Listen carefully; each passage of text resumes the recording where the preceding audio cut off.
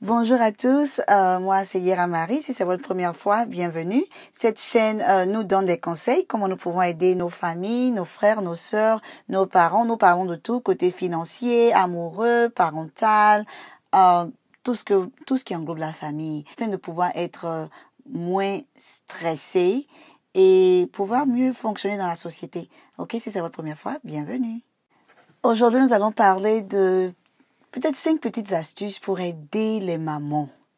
Les mamans, c'est pas facile d'être maman, c'est pas facile d'être parent, c'est pas facile de vouloir avoir tout ce qui est bien pour notre enfant. Côté matériel, financier, la nourriture, on veut que la maison soit toujours bien rangée, organisée, mais on doit aussi savoir que nos enfants ne vont pas se rappeler les heures qu'on a pris pour nettoyer la maison, tout ça. Ils vont se rappeler les moments qu'on a passés avec eux. Donc, c'est important qu'en tant que maman, surtout nos mamans, asseyez-vous souvent et pensez à ces petites astuces. Ça peut vous aider. Je pense on peut penser même à des milliers d'astuces. Donc, si j'ai oublié certaines astuces, n'oubliez pas de le mettre dans le commentaire, ok? Donc les mamans, si votre cuisine est dérangée, il y a des affaires partout, les enfants ont versé les choses partout, soyez reconnaissantes. Parce que ça veut dire qu'il y a de la vie dans votre maison. Ça veut dire qu'il y a des enfants pour manger, pour écrire sur le mur. Oui, c'est vrai, souvent ça énerve. Mais il y a des moyens de pouvoir vous en sortir. Ne pensez pas que cela va durer longtemps. Ça ne dure pas. Les enfants grandissent tellement vite. Ce sont des moments que vous allez oublier ou vous allez regretter de ne pas avoir eu plus de temps pour pouvoir vous amuser avec vos enfants. Les enfants vont pas se rappeler, oh, ma maman est restée toute la journée à nettoyer la cuisine. Ils vont se rappeler des moments qu'ils ont partagés avec vous. Donc souvent, si la cuisine est dérangée, c'est pas grave. Souvent, calmez-vous. Si vous voyez que ça devient trop, vous êtes fatigué, asseyez-vous. Vous voulez vivre longtemps pour votre enfant. Vous voulez être en bonne santé. Vous ne voulez pas que votre tension monte en train de crier. Qui a fait ceci? Qui a fait cela? Mais j'ai balayé ce matin. C'est quoi tout ça? Oui, ça arrive. Moi-même, ça m'arrive aussi souvent de dire, oh my goodness, les enfants, arrêtez cela. Mais après, je me rappelle, je me dis, attends, je peux leur apprendre à nettoyer. Ou tu sais quoi, aujourd'hui, on va prendre un break. On va aller au dehors, on va jouer avec de l'eau, on va jouer avec des ballons, on va s'amuser, on va causer, on va prendre du temps ensemble, en famille. Il y a des moments en Afrique qui ont des servantes, qui ont des gens pour les aider. C'est merveilleux. Que Dieu vous bénisse. J'ai aussi des amis qui sont en Afrique qui n'ont pas de servante. Moi, ici, à l'étranger, on n'a pas de servante. Donc, je dois tout faire avec 3 enfants, le mari, le travail, différentes activités. C'est pas facile, mais nous essayons de pouvoir nous en sortir parce qu'à la fin de la journée, nous savons que nous devons remplir notre temps de manière sage afin de pouvoir passer du temps avec nos enfants. Les enfants grandissent très vite. Donc, si vous n'avez pas de servante, vous pouvez utiliser cette. Si vous avez des servantes aussi, vous vous sentez stressé, ça peut vous aider. Première astuce, trouvez un jour dans la semaine pour vous. Même si ce n'est pas toute la journée, quelques heures juste pour vous en tant que maman, pour vous asseoir, vous relaxer un peu. Pas aller vous mettre dans les histoires de Facebook, WhatsApp, aller voir les affairages, les stress encore pour vous ajouter. Vous voulez un coin calme. Une musique, si vous êtes chrétienne, vous pouvez mettre une musique d'adoration, vous vous reposez, pas de stress, vous remerciez le Seigneur, vous arrivez à récupérer quelques heures. Ça peut prendre une journée. Il y a des personnes qui arrivent à avoir des journées où le mari garde les enfants pendant qu'elles se reposent. Mais trouvez ce genre de temps. Communiquez avec votre époux, communiquez avec vos enfants. Vous avez peut-être des enfants qui sont plus grands, qui peuvent vous aider, mais ce sera un temps pour vous. Vous pouvez même mettre un signe sur la porte qui dit « Ne dérangez pas maman pour 2 heures, pour 1 heure, à moins qu'il y ait un problème. » Apprenez à prendre ce temps-là pour vous. Comme nous le savons, les enfants sont une bénédiction. Les enfants sont un cadeau de Dieu. Vos enfants vous ont été donnés par Dieu. Vous êtes les meilleures personnes sur la terre, dans le monde entier, à pouvoir prendre soin de ces enfants. Dieu vous a vu Il vous a donné vos enfants parce qu'il savait que vous étiez les meilleurs parents pour ses enfants. C'est vrai, souvent vous pouvez faire des erreurs. Moi-même, je fais des erreurs souvent, mais j'apprends de mes erreurs. Je me dis, ça n'a pas marché cette fois-ci. Qu'est-ce que je peux faire pour m'améliorer? Qu'est-ce que je peux faire pour les aider en mathématiques ou en sciences? Vous pouvez vous asseoir pour analyser. Ne vous dites pas, oh Seigneur, c'est quelle histoire? Mon enfant, il est comme ça. Non, c'est une grâce de Dieu. Il y a des gens ici qui payent des millions pour pouvoir avoir juste un enfant, qui n'arrivent pas à avoir un enfant. Vous avez un enfant, même si c'est un enfant que vous adoptez, c'est une grâce de Dieu. Calmez-vous souvent. N'essayez pas de vous casser la tête tout le temps. Priez le Seigneur et faites le mieux que vous pouvez avec votre enfant. C'est tout. Le Seigneur a une destinée pour cet enfant. Demain, cet enfant sera à votre place. Si c'est une fille, elle sera une maman, elle sera mariée, elle va partir. Si c'est un garçon, la même chose. Il sera papa, il va grandir, il va partir.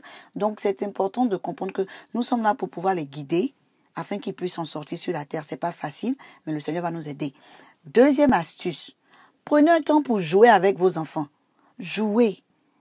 Faites des petits jeux. Si ce sont des jeux de société, si c'est pour courir un peu, faire des choses, prenez ce temps-là pour pouvoir avoir dessiné, causer avec eux. Ok, ce soir, on va regarder un film ensemble. On va manger des pop-corn. Comment on dit pop-corn? Bon maïs. Troisième astuce, faites le batch cooking.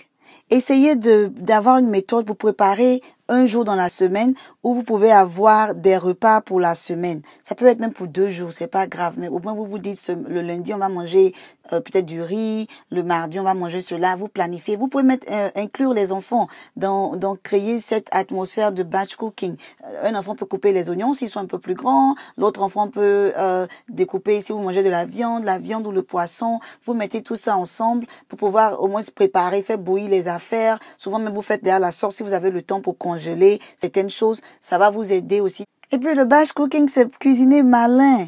Vous avez au moins une occasion de pouvoir avoir une idée de ce que les enfants vont manger. C'est vrai, souvent vous pouvez changer d'avis, c'est votre maison, c'est pas grave. Mais au moins vous avez quelque chose de côté pour aider. Au cas où il y a un problème, où les enfants ont faim, vous êtes fatigué, il y a quelque chose. En tout cas, c'est pas facile. C'est les moments qui se réveillent chaque matin pour penser qu'est-ce qu'on va manger le soir et aller toujours au magasin, tout ça. Et si vous pouvez faire ça, ça va. Mais pour celles qui ne peuvent pas, vous pouvez essayer d'expérimenter le batch cooking. La 4e astuce, essayez de prendre du temps avec votre époux. Si votre mari est dans l'armée, c'est vrai, il peut partir pendant des mois, mais pendant qu'il est parti, vous prenez soin des enfants, vous essayez de créer des souvenirs, écrire des lettres pour papa, essayez de vous organiser. Ça fait vice-versa. Nous avons des papas qui ont des moments qui vont dans l'armée et qui sont pas là. Donc, essayez de trouver des moments pour créer des souvenirs. Maintenant, quand votre conjoint revient, aussi votre conjoint est à la maison avec vous, votre conjoint va au travail, vient les soirs, trouvez un jour ou quelques heures, même si c'est 2 heures, passez du temps avec votre conjoint. Oui, mais maman, pardonnez. Faisons l'effort de passer le temps avec nos maris. C'est important. Les enfants, Dieu nous a donné nos enfants, c'est pour un temps. Ils vont grandir, ils vont se marier. Prenez le temps avec votre mari. Parce que les enfants, ils vont grandir, ils vont partir. Vos enfants, ils vont partir. Le mari, il était avec vous avant même que les enfants arrivent. Et quand les enfants vont partir encore, par la grâce de Dieu, il sera encore avec vous. Donc, prenez le temps pour votre mari. Prenez le temps d'avoir un temps dans votre schedule, un emploi du temps pour pouvoir regarder quelque chose ensemble à la télé, manger ensemble, prier ensemble. C'est important. Trouvez un moment où c'est vous deux seulement. Vous causez. Ne vous asseyez pas encore pour discuter encore d'autres histoires de la maison. C'est un temps juste pour vous relaxer. C'est un temps juste pour vous deux. Et essayez de créer cela. J'ai des amis, ce sont leurs maris qui planifient les temps de couple ensemble. J'ai des amis aussi, c'est la femme qui planifie. Donc, essayez de voir, trouvez un temps pour votre conjoint. Ça va vous aider aussi. La dernière astuce, essayez d'avoir un tiroir ou une petite boîte où vous pouvez garder les petites lettres que vos enfants vous écrivent quand ils sont encore petits. Là, quand ils grandissent, quand ils deviennent adolescents, quand ils sont dans la vingtaine, s'ils sont encore à la maison avec vous, s'ils font quelque chose qui n'est pas bien, ce sont des choses qui peuvent vous rappeler que votre enfant est un bon enfant. que Dieu vous a béni avec vos enfants. Vous pouvez voir ce genre de souvenirs. Vous pouvez vous asseoir avec eux, regarder les photos de famille. Ça aide à réconcilier la famille. Ça aide à rappeler même à l'enfant que oui, je suis un bon enfant. Je peux faire certaines choses. Nous ne voulons pas que nos enfants grandissent pensant que tout est impossible. Non, c'est pas impossible. Le Seigneur est fidèle. Ça va aller. En tout cas, courage à vous les mamans. Ai-je oublié quelque chose? Si vous pouvez commenter, partager, ça sera très bien. Ok, merci. Nous pouvons aider une personne, une famille. Ok, que le Seigneur vous bénisse. C'était Yera Marie. Bye bye.